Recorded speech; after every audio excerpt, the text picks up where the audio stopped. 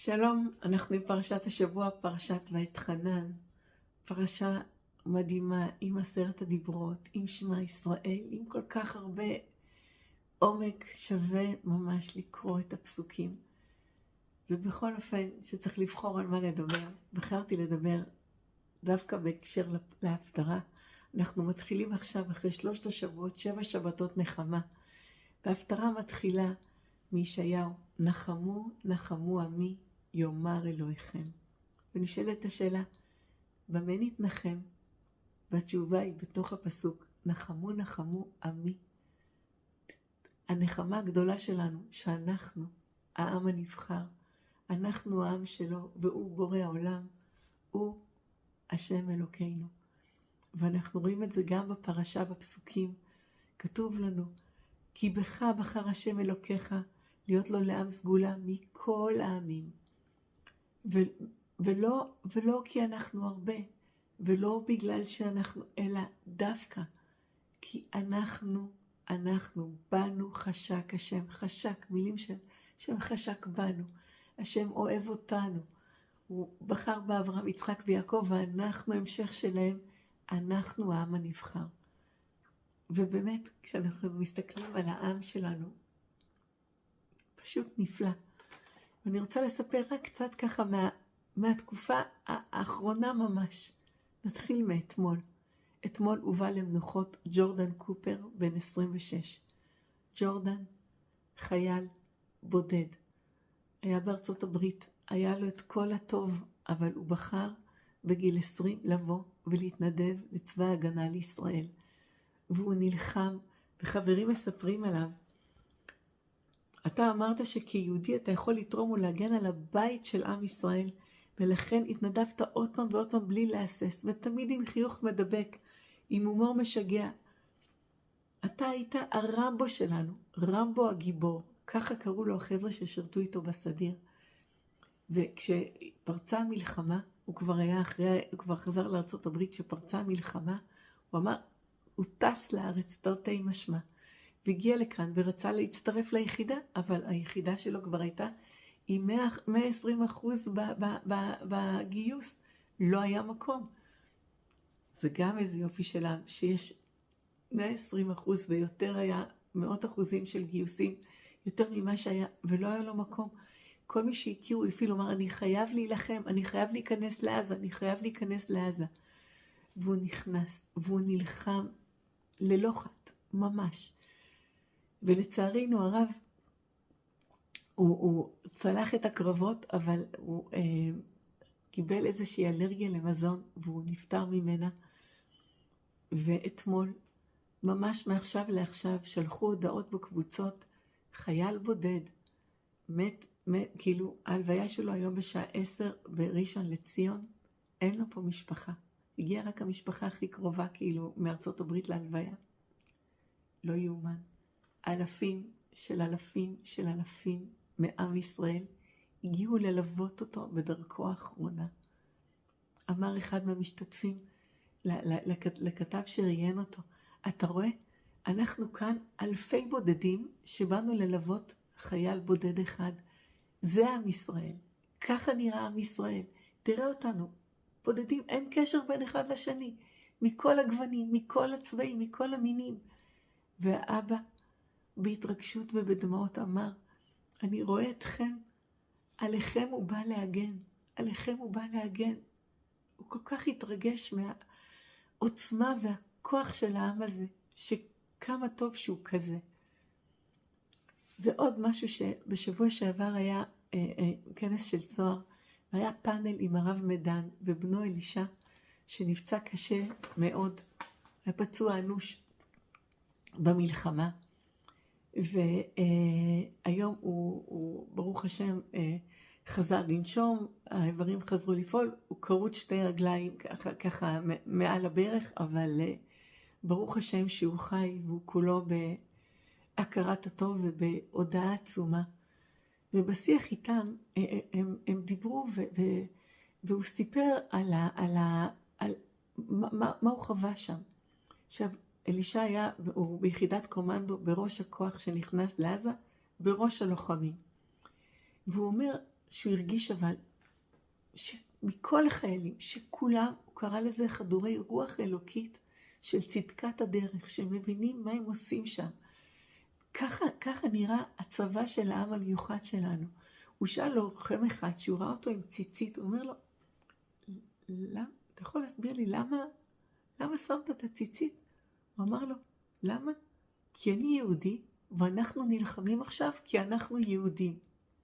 והוא אומר, אתה מרגיש שהעם הזה נלחם, ויש עליו מטען עצום של תודעה היסטורית. והוא אמר, המילים שלו, חדורי רוח אלוקית של אמונה בצדקת הדרך. ולא מדובר בחיילים בקומנדו שכולם דתיים, ממש לא.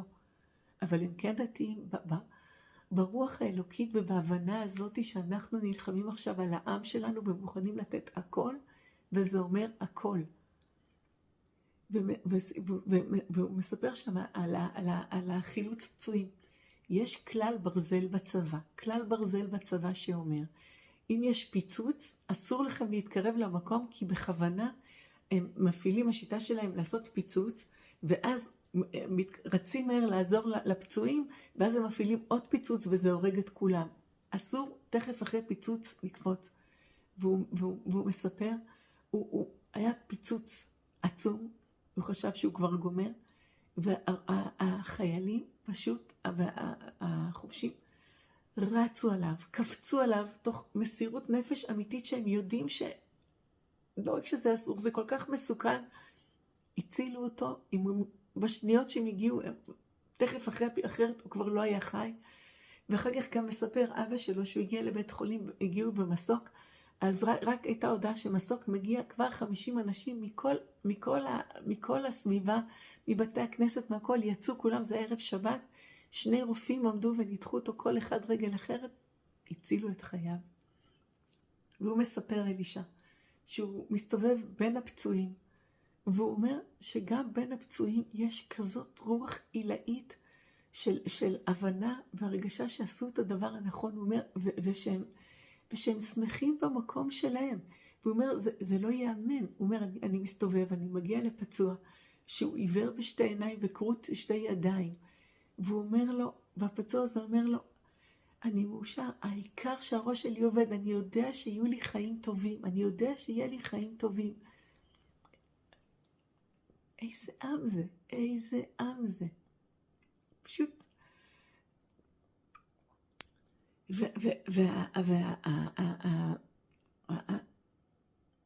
גם הוא מספר שם ואנחנו גם באמת יודעים כמה מבקרים את הפצועים מהארץ ומהעולם, כמה מגיעים, כמה עוטפים את המשפחות השכולות, את המשפחות החטופים. איזה עם זה. אבל זה לא רק בצבא, העם הזה הוא כזה, גם בכלל, גם ברחב. כמה תפילות היו, כמה תפילות, אנשים אמרו, טוב, מה אני כבר יכול לעשות? אז נתפלל וכינוסים של תפילות.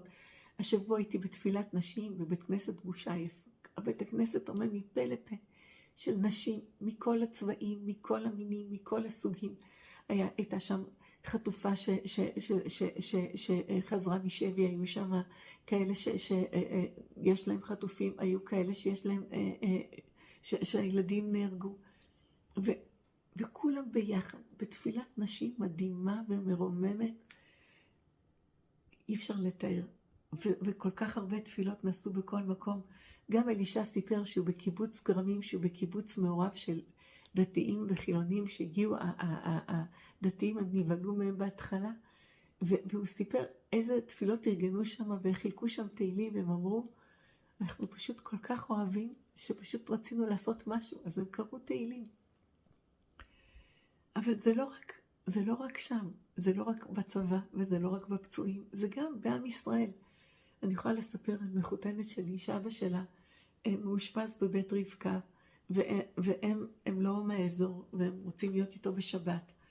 והודעה אחת בוואטסאפ בקבוצה של השכונה, ויש שם בן אדם, אדון צברי, שכל ערב שבת, כל שבת, הוא מארח אצלו בבית אנשים. כל יום רביעי בערב אנשים מהשכונה אומרים לו, למי יש מקום פנוי, אנשים שמבקשים את רבקה מקום פונים אליו, והוא משבץ לחדרים. ולא רק זה, הוא מזמין את כולם גם לאכול אצלו, ויושבים אצלו, הם הגיעו אליו, אנשים עוד פעם, עם ישראל מכל הצבעים, מכל המינים, חבורה מאנגליה, חבורה חרדית, חבורה לא דתית, עוד אחת ועוד אחת ועוד אחת, ויושבים כולם, ויושבים אצלו בבית, ואוכלים, ושרים, וזה אחרי שהוא עשה קידוש, עבר בבית רבקה ועשה קידוש לאנשים, ועוד מישהו שם שיש לו יחידת דיור, נתן את היחידה שלו, ומתארחים שם. איזה יופי של עם יש לנו. וזה רק המעט.